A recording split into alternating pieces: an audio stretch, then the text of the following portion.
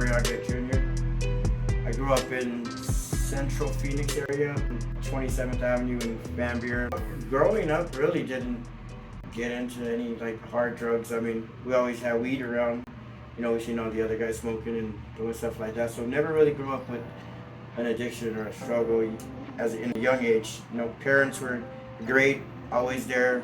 You know, still together to this day. That's unusual for Hispanic families. But you know, like I said, nothing bad until growing up, getting into the workforce. You know, I had a baby when I was 15, gonna be 16, so I had to grow up real quick, get a job. You know, my parents weren't gonna support something that I brought into this world, so I had to man up and do it myself. Messed my back up at work. You know, back then, doctors were just handing out pain pills like crazy. So that's where my little journey started with the pain medication and kind of spiraled from there. First it was muscle relaxers, and then, you know, they came with the stronger ones because those obviously didn't work, or my body was getting used to them. So then they came with oxycodones, and you know, started low doses, and then they would double them, or they would say, okay, here's, you know, 120 more 15s, or you know, and after a while those stopped working, so then they just double it again and give you a higher dose. And it seems like, you know, that's what led to the, you know, the whole doing stronger drugs, and the fentanyl pills came into the valley, and everybody started getting cut off from doctors, so they started looking for the streets. And you know, that's usually everybody's downfall, is once the doctors can't help you anymore, they're gonna look for it somewhere else. And obviously I know a lot of people, so I was getting it very, very easily. Just putting my family through all the struggle, and you know, making them, you know, choose between doing things. And you know, family loves you, so they don't want to hurt you, so they, you know, you don't want to call them enablers, but yet they still give you that, you know, help, or they don't want to see you hurting. And so, you know, when you have a good family and you take advantage of it, it's, you know, it's kind of leaves you where you're at. My wife wanted me to go to a rehab, so I went. Not that I wanted to go, I went because she wanted me to go. I wasn't ready, so they're like, yes, it's in Vegas. So I'm thinking, yay, we're having a trip and we're going to go party in Vegas. You know, I was looking at it as just a getaway, and it didn't really help because I wasn't ready. And so I went out to Vegas, messed up in Vegas, kind of messed up the whole rehab. I'm kind of ashamed to say that. And there was people there that were already through detox, and you know, I wasn't ready for the change, so I took, you know, money and pills with me, and they didn't find them, and you know, kind of messed up the whole rehab to where I got kicked out, had to fly back from Vegas home, and then didn't change nothing. I went straight to, you know, the person that had pills, and I knew would be up at 1, 2 in the morning, and you know, just left it at that. Just, you know, wasn't ready.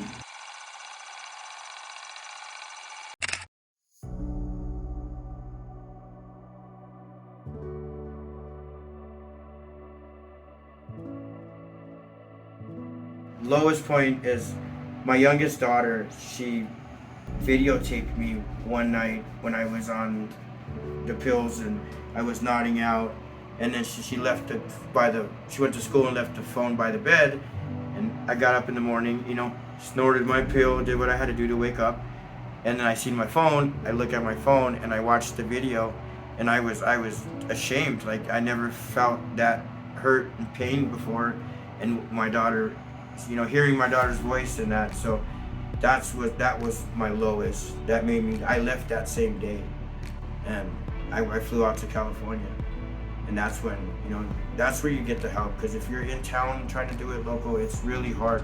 I went to California for 3 weeks, and it was an eye-opener. You know, they helped you, they showed you you can do it, you can get off it, you can move on with life, and there's difference out there. And that's what I did once I saw that, you know, I could change, and it wasn't a disease, it was all in my head, you know. And that's the thing, it's people think it's a disease, it's really the person. And you know, if the person doesn't have a support system, it's hard for that person.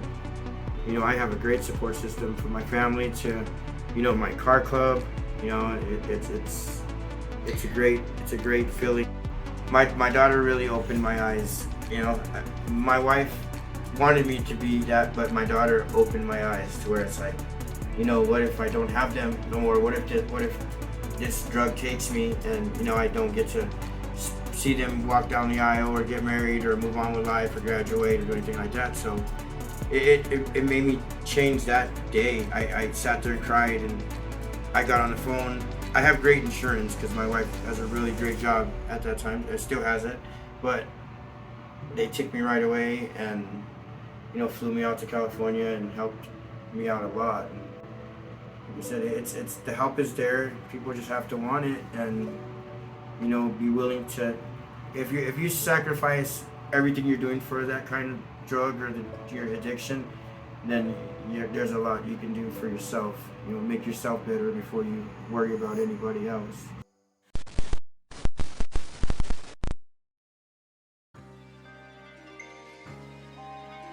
My relationship now with my family it's 1,000 times better. I lost a brother during the pandemic and all that, and that he was a big thing in my life to change too. As far as support, he was there for me through when I went to counseling, when I went out to the rehab facility in California, and he was a firefighter, so he's the one that told me, you can do it. It's got to be you. Nobody else wants it. It's got to be you. When you're ready, you can do it. And I was ready, and now my family is like so proud of me. They look at all the accomplishments I've done. I have a lot of stuff that I own now, and I probably could have 3 times that if I would have not been on any kind of drugs or anything like that. But I'm thinking that's what made me what I am now. And through those struggles, you either get past them and you fight them, or you let them take you. And I didn't let them take me. I love my family, my wife, my kids, my mom, my dad, my brother, my sister-in-laws. My brother was a Tempe firefighter, and he was a big part too of me moving along in this journey of life and opening my eyes. Unfortunately, my brother passed away in 2020 from cancer from the job. Firefighter, a husband, and a father. And today, after a year-long battle with cancer, the Tempe Fire Department says Tommy Arriaga passed away. He told us back in September that his cancer was related to the job. And today, our Jamie Warren spoke with his fellow crew members about his sacrifice. He's just a hero to us all. Outside the Tempe Fire Department is the gear Tommy Arriaga wore to fight fires. He demonstrated immense pride in serving the citizens of Tempe and all surrounding communities.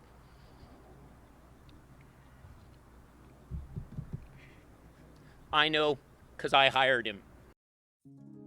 Stay, even for a moment, that's okay. During his time, his last few weeks, I was clean, I was good for a few years. And he was telling me, hey, you have a second chance at life. Not too many people do. And speaking with himself, he was terminal from cancer, so he knew he was going to pass away. So he always told me, you have a second chance, take it and run with it. And I did, and I'm doing a lot of things because of him. And my life has changed for the greatest as far as being out in the public, being a figure for the lowrider community and helping with like the Glendale cruises or the car shows here in Arizona, even out of state. It's like, that opened me up and that made me realize life is short, and you're never promised tomorrow. You can wake up and you can just go, so he's like, live your life to the fullest and enjoy it as much as you can, because like you said, we're not promised tomorrow. We lost my brother the day after his birthday, March 6th. So it was really sad. We knew it was going to happen. We prepared ourselves for it, but you can never prepare yourself for something like that in life. And a lot of people say, oh, you guys know what's going to happen. You need to get over it. Those kinds of things. You don't get over it. You adapt to them. You live with them. You learn and you move. You don't move on, you just learn how to grow with it and live with it. And some people can and some people can't, and that just shows, you know, your personality, your you know, the way you choose things to do things in life. And you know, like I said, my brother opened my eyes big time for that, and I'm so thankful for him. I know he's up there looking down proud of me. You know, he's seen all the accomplishments I've gotten and done, and the recognition I get from the community, and you know, the stuff that we do for the community. So we put on trunk or treats. We do stuff for, you know, help with. We have a local lady that does the backpack for the kids and school supplies and Christmas. You know, so those things feel great to be able to give back and help out to the, you know, the people that are in need. You know, you don't want to say less fortunate, because everybody is fortunate. We're here on this planet, and you know, every day is great to be alive. You know, and so to help out people like that and to make them seem happy and live that's great. Just a great feeling. You know, I wish he was here to see it, but you know, like he would say, it is what it is, and it happened. You know, so again, we just have to move forward with life and make the best of it. Struggling with addiction, it's hard, and again, it's a mental thing, and it will break you down big time if you don't know how to control your own feelings inside, or if you beat yourself up.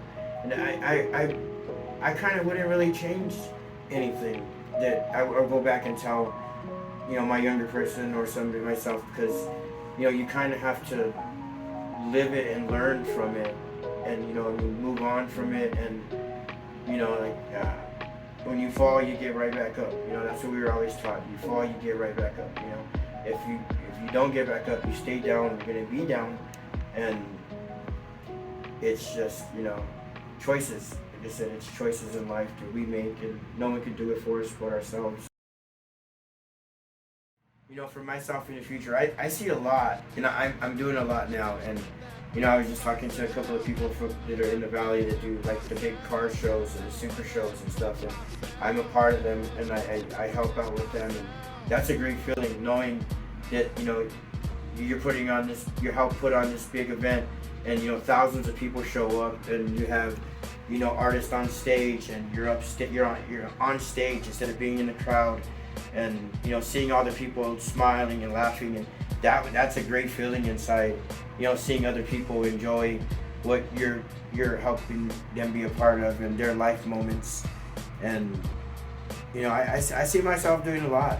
You know, yes, again, we go through struggles, and you know, things happen, so we can't really predict the future, but we just gotta live day by day and take it as it comes, you know, and strive for the best. So I got into the lowrider community. I got out of rehab. I was good. I got back into working. I do hardwood floors for a living, so I got back into doing floors, which is great money. And I told my wife one day, we were in Scottsdale, and I'm like, I want a Harley. And my wife was like, what? And I'm like, yes. So that same day, we went down to Harley Davidson. I bought a Harley, drove it off the lot, felt great. It was, again, an accomplishment that I thought I would never, ever be able to do as young as I am. You know, at the time I was 39, and I bought my first Harley. And there's some older guys that could wish to get those at that age, and I was able to get what I wanted. And by having a bike, you ride. So I rode with a couple of guys that rode with high-class vehicles, and I rode with them, and they were part of a club they're a big club in Arizona, national too. They're, you know, we're worldwide, and they brought me in family, and you know, showed me the love. We had one of our guys pass away real young on the bike, and I rode with the guys in that funeral, and from that day on, I was like, this is what I want to be a part of. And I saw the love, and I saw the camaraderie between people, and you know, the caring and everything that they do, and that's what I wanted. And I you know, they embraced me and brought me in, showed me love, and it took off from there. Now I'm the president of the V-Class, and I'm a part of the Glendale chapter. You know, I have a few cars that are coming out here soon, but being in the lowrider community, it's great. A lot of people see the cars and, you know, they see how hard we work. You know, I work my butt off. You know, these hands are not clean. Dirty hands make clean money, and you know that's what we want everybody to see, that we're, you know, we're not gang members. We're not, you know, thugs. We're everyday people that just enjoy driving, you know, pretty cars, nice paint jobs, and you know, hydraulics. People trip out when the cars go up and down, and they've never seen that kind of stuff. Just a great feeling being with the club.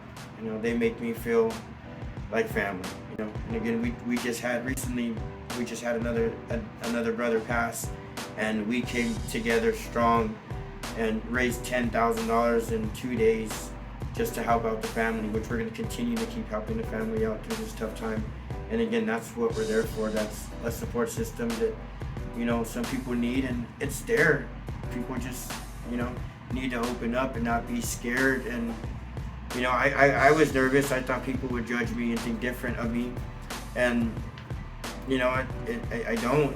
And you know that a lot of people have a different struggle, whether it's drugs or alcohol, or you know, there's so many different, you know, things that people are going through in life, and you know, none of us are all the same. Everybody's different. Family orientated. We are a big club, and our kids are everything to us. And if you see high class members out there, most of the time you see a mom and dad and 2 little kids running around in the same colors and same shirts, and you know, it's a big family. Cruising is not a crime.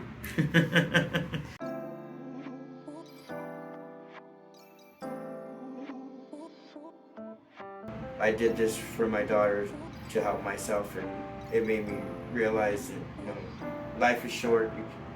You don't know if you're going to be here, if you're going to lose them, or what's going to happen. So I needed to change. You know, so we have to go through bads to get to good, and that was my bad to my good.